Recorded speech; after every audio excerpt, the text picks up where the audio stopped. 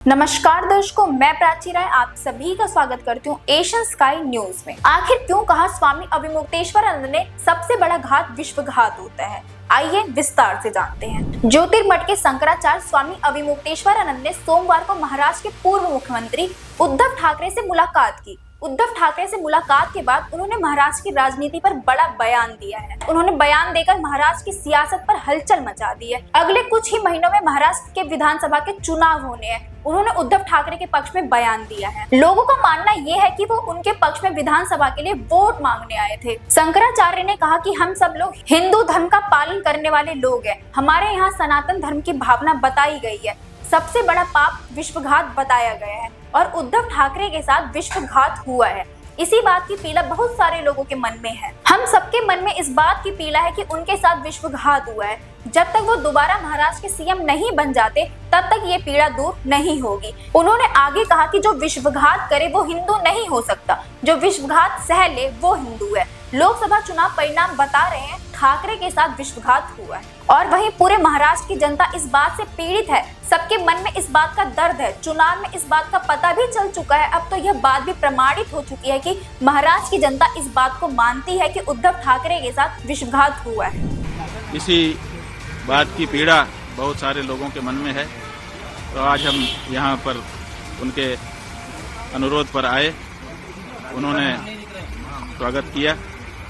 हमने उनसे ये कहा है कि हम सबके मन में इस बात की पीड़ा है कि आपके साथ विश्वासघात हुआ।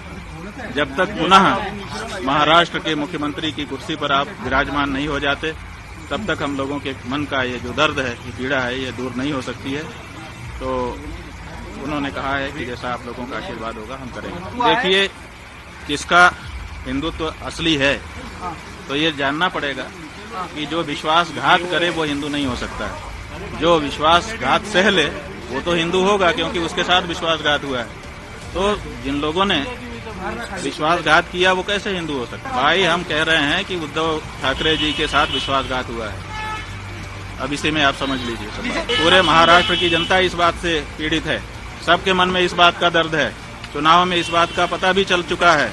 अब तो ये बात प्रमाणित हो चुकी है कि महाराष्ट्र की जनता इस बात को मानती है कि उद्धव ठाकरे जी के साथ विश्वासघात हुआ है और ये ठीक नहीं है। ये जनता का भी अनादर है। जनता जिसके लिए बहुमत देती है उसको उसके समय तक के लिए बनाए रखना चाहिए। बीच में सरकार को तोड़ देना और बीच में जनमत का अनादर करना ये अच्छी चीज नहीं है। भाई, शंकराचार्य की बात नहीं है। शंकराचार्य जी क्या कहेंगे?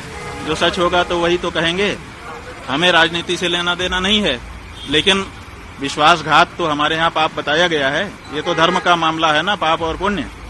और इस बारे में कौन बोलेगा? राजनेता बोलेगा। इस बारे में तो धर्माचारी ही बोलेगा।